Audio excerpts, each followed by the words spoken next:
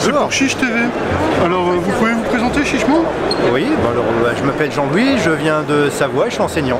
Okay. Et vous êtes là au premier meeting de Éric Zemmour. Vous pouvez me dire ce que vous en attendez? On attend de voir toutes les choses qu'il a. Il y a beaucoup de promesses. Maintenant, on va voir s'il arrive à tenir tout ce qu'il nous promet depuis le début.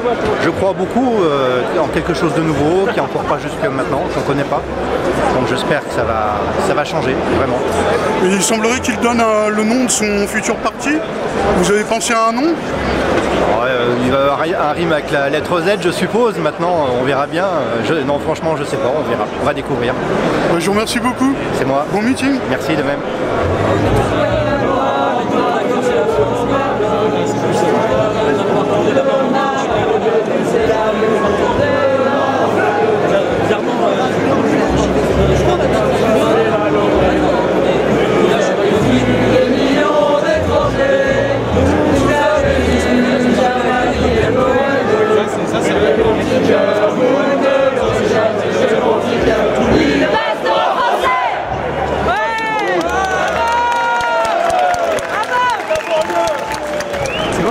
Bonjour, c'est pour Chiche TV, vous pouvez vous présenter chichement? Alors je m'appelle Yves Imbert et je suis habitant de Normandie.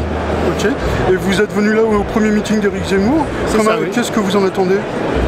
Simplement moi je suis curieux, je suis sympathisant et curieux et j'attends de voir le potentiel politique du personnage. Ça m'intéresse beaucoup. Il semblerait qu'il monte un parti et qu'il ait trouvé un nom pour son parti. Vous pensez à quel type de nom il aurait pu trouver? J'ai entendu parler de quelque chose comme Olivier ou je sais pas trop, enfin ça c'est les infos de la télévision mais j'ai pas d'infos là-dessus. Vous avez quelque chose de personnel à rajouter? Non, simplement que je suis content de participer à un premier meeting politique. Je vous remercie beaucoup, je vous souhaite bon meeting. Merci.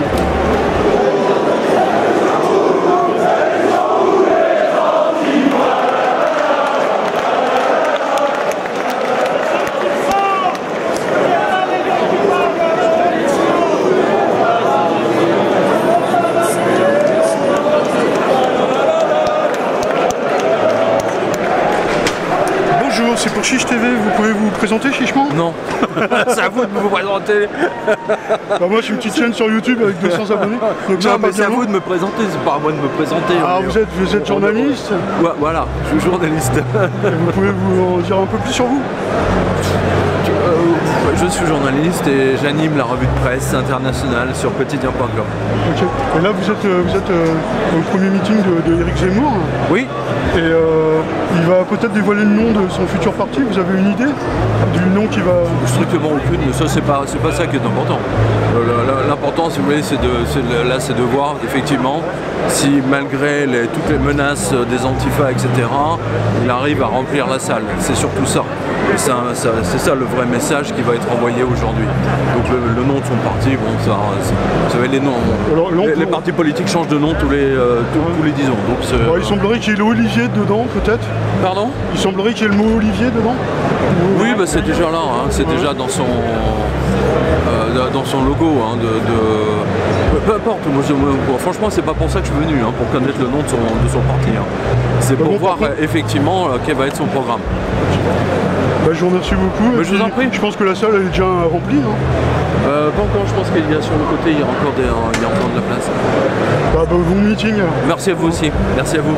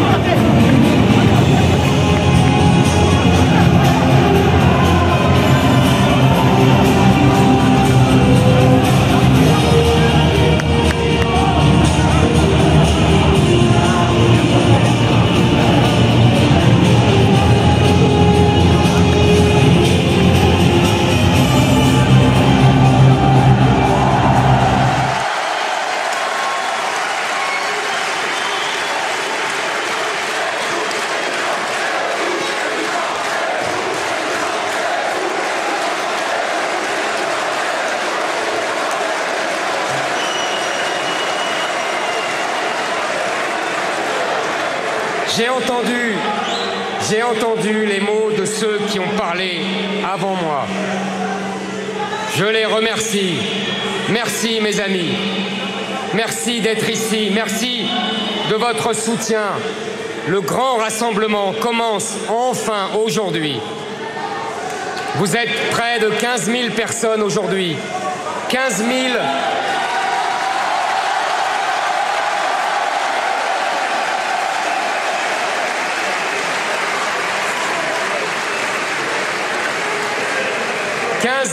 Français, 15 000 Français qui ont bravé le politiquement correct, les menaces de l'extrême gauche et la haine des médias. «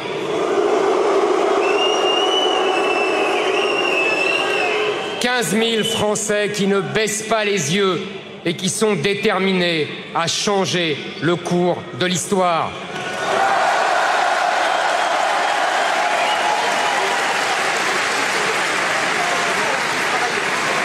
Car, ne faisons pas de fausse modestie, l'enjeu est immense. Si je gagne cette élection, ce ne sera pas une alternance de plus, mais le début de la reconquête du plus beau pays du monde.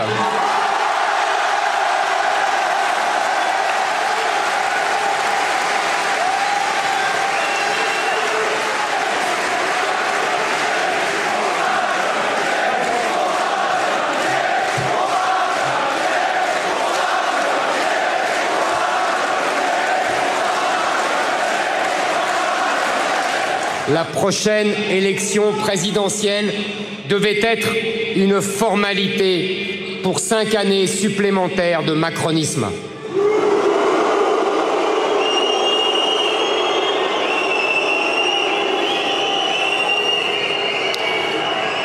La France devait continuer à tranquillement sortir de l'histoire et les Français devaient disparaître en silence sur la terre de leurs ancêtres.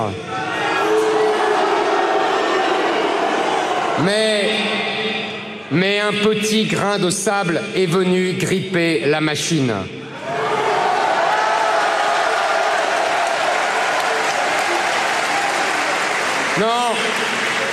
Non, ce grain de sable, ce n'est pas moi. Ce grain de sable, c'est vous.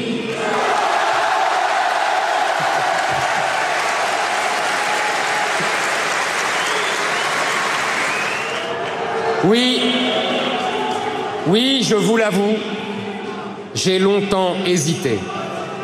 Mais vous êtes arrivés, nous sommes arrivés, et nous avons bouleversé les plans les mieux établis. Nous avons rompu le pacte tacite entre tous les acteurs de cette farce.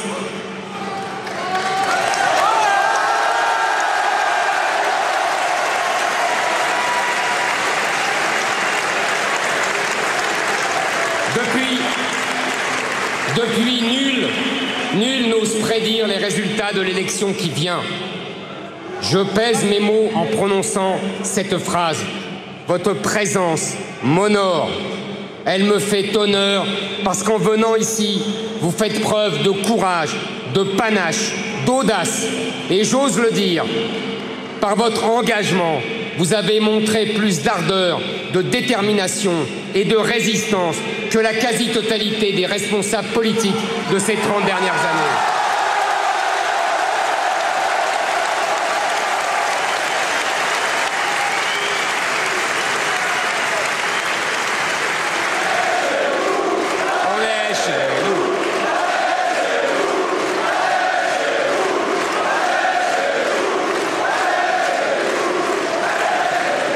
Votre courage m'honore parce que depuis des mois, il ne se passe pas une seule journée sans que le pouvoir et ses relais médiatiques ne m'attaquent. Ils inventent des polémiques sur des livres que j'ai écrits il y a 15 ans. Ils fouillent dans ma vie privée. Ils me traitent de tous les noms. Mais ne vous méprenez pas. Le véritable objet de leur courroux, ce n'est pas moi, c'est vous. S'ils me détestent,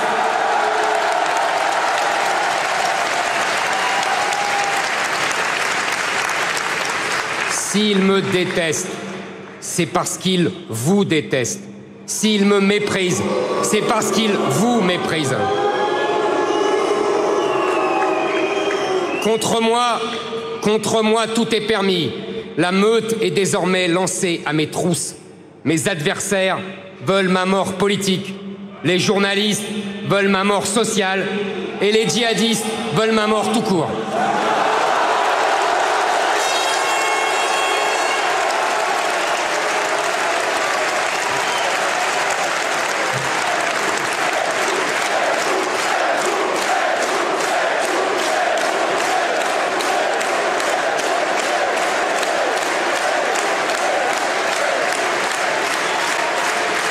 Mais dans leur rage, ils ont commis une erreur considérable. Ils ont découvert leur position. Ils nous ont attaqués trop tôt. Dans quelques semaines, j'en suis sûr, les Français ouvriront leurs yeux sur leurs stratagèmes et leurs attaques deviendront sans effet. Ils ont fait l'erreur de me désigner comme unique opposant. Ils croient être nos ennemis. Ils sont, en vérité, nos meilleurs alliés.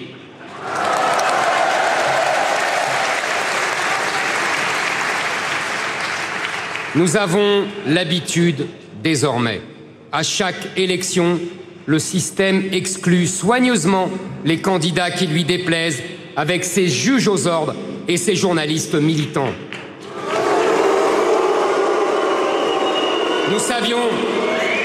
Nous savions qu'ils allaient s'en prendre à nous et nous les attendions de pied ferme. Ils veulent nous interdire de défendre nos idées. Ils veulent me rendre inéligible. Ils veulent vous voler la démocratie. Ne les laissons pas faire.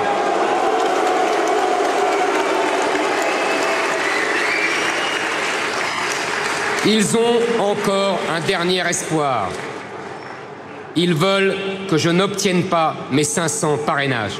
Alors, je dis aux maires de France, chers élus du peuple, hommes et femmes de bon sens, bénévoles de la République, vous avez le pouvoir de redonner la parole à des millions de Français.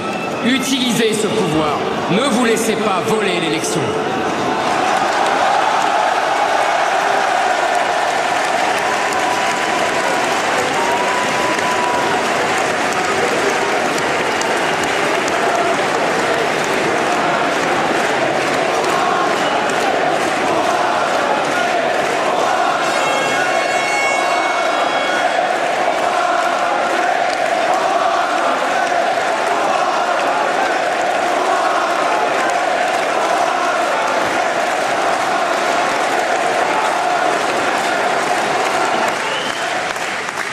En m'attaquant, ils ont fait une seconde erreur, sous-estimer les Français. Ils nous imaginaient endormis, fatigués, soumis, apeurés. Mais ce peuple extraordinaire a une capacité de résistance unique dans l'histoire de l'humanité. La France aurait dû disparaître de nombreuses fois, mais à chaque fois, nous avons tenu et à chaque fois, nous sommes revenus.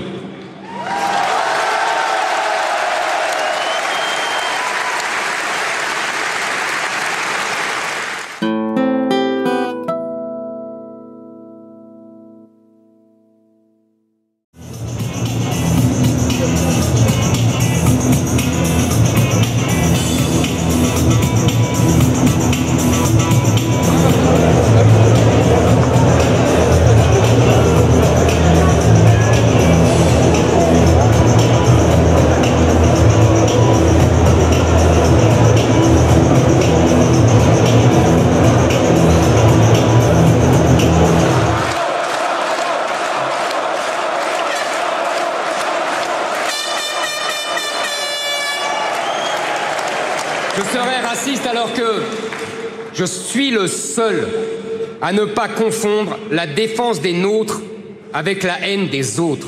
Le racisme...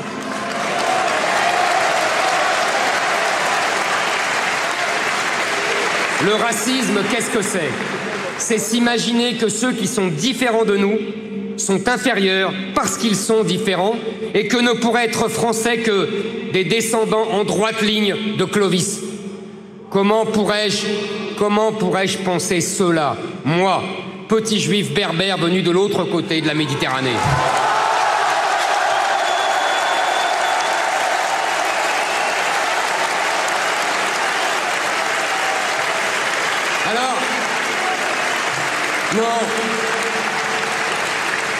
Non, évidemment, je ne suis pas raciste.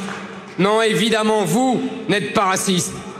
Tout ce que nous voulons, c'est défendre notre héritage. Nous défendons notre pays, notre patrie, l'héritage de nos ancêtres et celui que nous allons confier à nos enfants. La préservation de l'héritage n'est pas l'ennemi de la modernité, c'est la condition même de son existence. Oui, nous sommes engagés dans un combat plus grand que nous, celui de transmettre à nos enfants la France telle que nous l'avons connue, la France telle que nous l'avons reçue.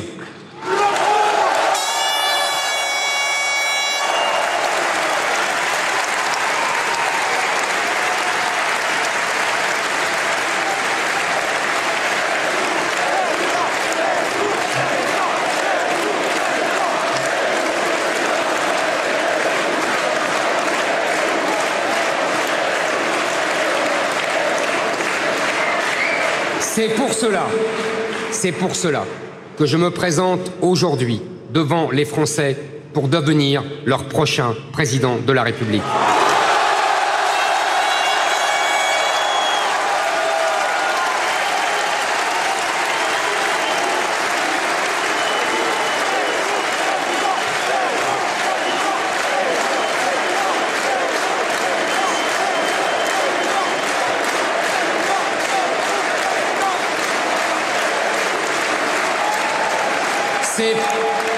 C'est pour cela que nous nous engageons aujourd'hui dans une grande bataille pour la France.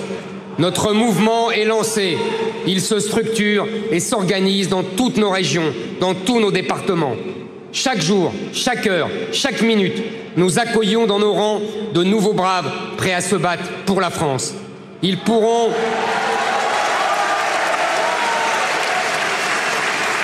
désormais compter sur le soutien précieux des réseaux de VIA et du mouvement conservateur. Laurence et Jean-Frédéric, je vous remercie du fond du cœur.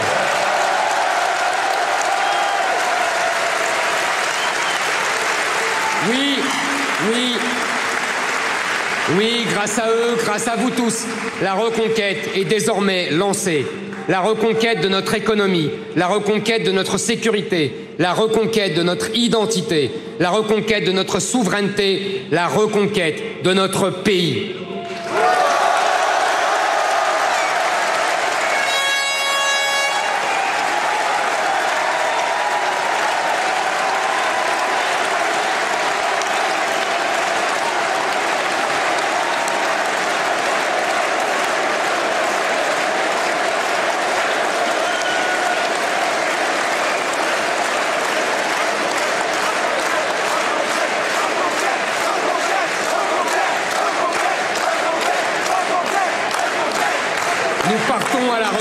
De nos villages abandonnés, de notre école sinistrée, de nos entreprises sacrifiées, de notre patrimoine naturel et culturel dégradé. Nous partons à la reconquête de notre pays pour le retrouver.